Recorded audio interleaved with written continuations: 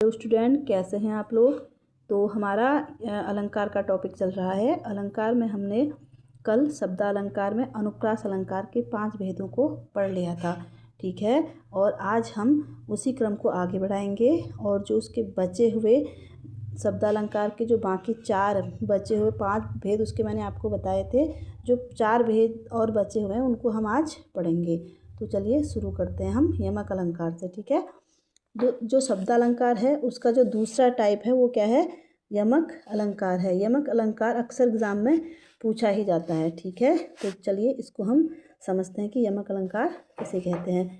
जहाँ एक शब्द या दो से अधिक बार आता है लेकिन उसका अर्थ क्या होता है, अलग होता है। जहाँ कोई शब्द एक बार या उससे अधिक बार आता है, ठीक है, 2 या 2 से अधिक बार आता है तो लेकिन उसका अर्थ क्या होता है, अलग होता है, तो वहाँ पर हमारा यमक अलंकार होता है। जैसे इसका एग्जाम्पल क्या है, 3 बेर खाती है वो 3 बेर खाती है। देखो यहाँ पर जो बेर है ये 2 बार तो आया है लेकिन इसका अर्थ दोनों बार क्या है, अलग है। 3 बेर खाती है यानी कि वो 3 बेर खाती है। यहाँ पर बेर फल से है और 3 बार खाती है। यहाँ पर 3 बेर का अर्थ यहाँ पर क्या है, बार से है, ठीक है। तो यहाँ पर इस बेर का अर्थ दोनों ही बार अलग अलग है। इसका दूसरा एग्जाम्पल हम देखते हैं, ये तो सभी को याद ही होगा ना। कनक कनकते 100 गुनी मादकता अधिकाय, व खाए बोराई जग व पाए बोराई। इसका अर्थ क्या है, यहाँ पर एक कनक का अर्थ है सोना और एक का अर्थ क्या है, धतूरा है। यानी कि जो इंसान एक धतूरा एक फल होता है, अगर उसको खाने से कोई इंसान क्या हो जाता है, पागल हो जाता है, वैसे ही कनक यानी कि सोना अधिक होने पर, यानी कि पैसा सोना अधिक होने पर वैसे ही क्या हो जाता है, आदमी घमंड से क्या हो जाता है, पागल हो जाता है, ठीक है।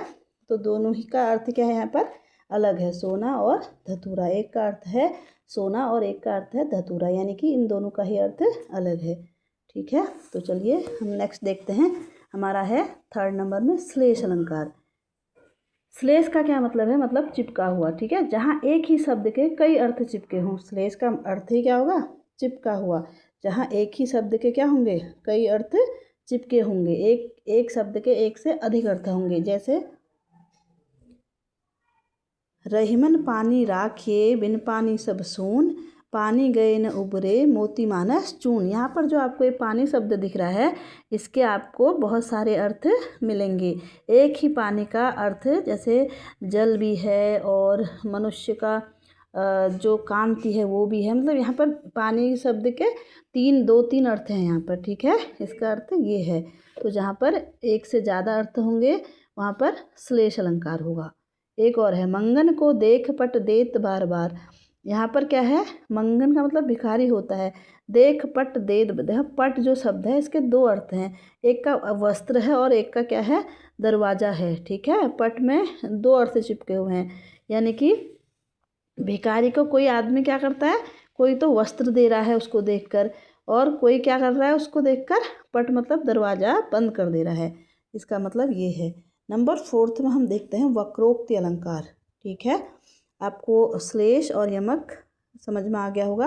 अब हम देखते हैं वक्रोक्ति अलंकार। वक्रोक्ति का मतलब क्या होता है, जहाँ कहने वाला किसी शब्द को, ठीक है, जहाँ कहने वाला किसी शब्द को किसी और अर्थ में कहे परंतु उसको सुनने वाला उसको कुछ अलग ही समझे, तो उसको क्या कहते हैं, वक्रोक्ति कहते हैं, ठीक है। कहने वाला कुछ और कहेगा लेकिन सुनने वाला कुछ उसको और ही सुनेगा, वो वक्रोक्ति हो जाएगा, ठीक है।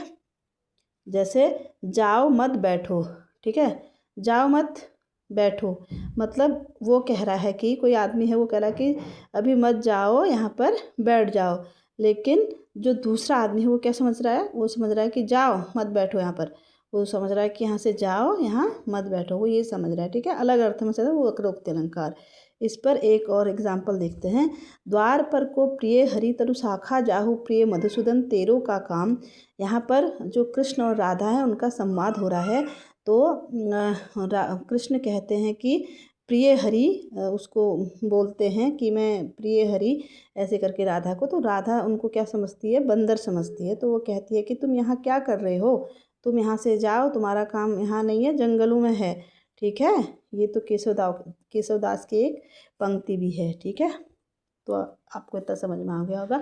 नंबर 5th में हमारा है पुनरुक्ति अलंकार। पुनरुक्ति का मतलब क्या होता है, जैसे हमने यमक अलंकार में पढ़ा था कि जहाँ पर दो एक से वर्ड होंगे, दो एक से शब्द होंगे, लेकिन उनका अर्थ अलग होगा। लेकिन यहाँ पर क्या होगा, जब कथन में शब्दों की आवृत्ति तो होगी, बार बार होगी आवृत्ति, ठीक है, पुनरुक्ति यानी कि बार बार उसको हम पुनरुक्ति करेंगे, लेकिन उन शब्दों का अर्थ समान निकलता है। यहाँ पर अलग अर्थ नहीं होगा, अब यहाँ पर क्या होगा, वही होगा अर्थ, ठीक है। जैसे जल है, जल जल, तो जल का अर्थ भी जल ही होगा और जल का अर्थ भी जल ही होगा। यहाँ पर कोई अलग अर्थ नहीं होगा, उसको हम पुनरुक्ति अलंकार कहते हैं। जैसे मधुर मधुर मेरे दीपक जल, यहाँ पर मधुर मधुर का एक ही अर्थ है, ठीक है।